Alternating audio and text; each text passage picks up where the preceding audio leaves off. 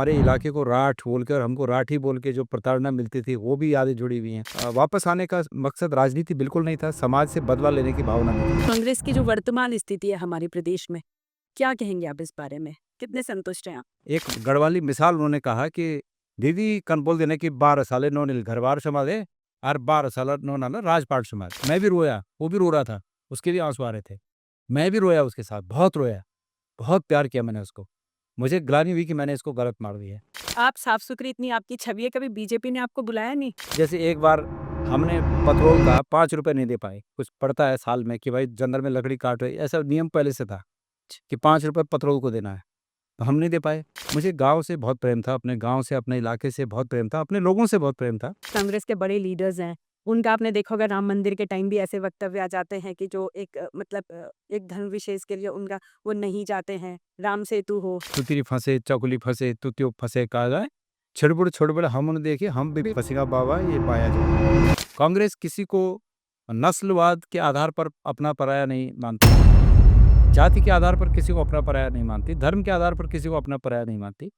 ये अलग बात है कि भारतीय जनता पार्टी ने हम पर ये तोहमत लगा दी है कि ये एक पक्ष की पार्टी है। इसमें शक है कि मैं हिंदू हूँ? नहीं। कोई शक नहीं ना।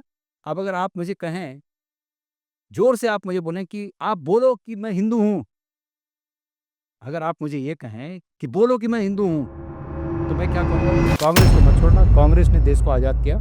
आज हम जो कुछ हैं कांग्रेस की बदौलत है। इसी बात पे सर एक चीज़ मैं और आगे आ रही हूँ। अभी जो है वो वक़्त अमेंडमेंट बिल आया है, तो उसमें ये देखने को मिला, पहले तो मैं ये जानना चाहूँगी क्या वो सही था या नहीं?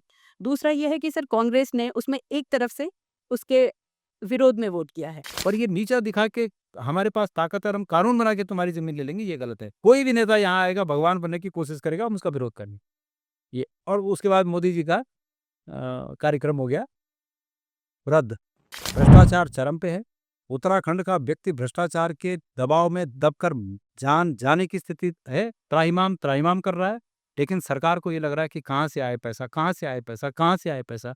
पैसा, पैसा, पैसा, पैसा, पैसा हो रहा है। कि धन सिंह रावत जी के संबंधों की जाँच उन प्रमोटरों से होनी चाहिए कि इनके आपस में क्या संबंध थी।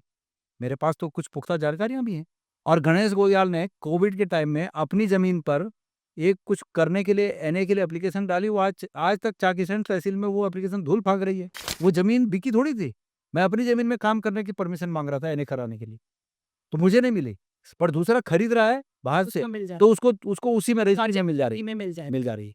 बीजेपी की इस दामी सरकार को पहले तो माफ़ी माँगनी चाहिए थी कि अगर इन्होंने ये अब ये कह रहे हैं कि हमने कठोर भू कानून बना दिया। कुछ नहीं भू कानून बनाया। जो अधिकार डीएम को था वो अब सीएम को हो गया। कांग्रेस में अगर कोई साफ-सुथरा नेता है अभी तक तो आपका सबसे ऊपर नाम है लिस्ट पे। फिर भी सर आप अपने विधानसभा क्षेत्र में नहीं जीत पा रहे हैं।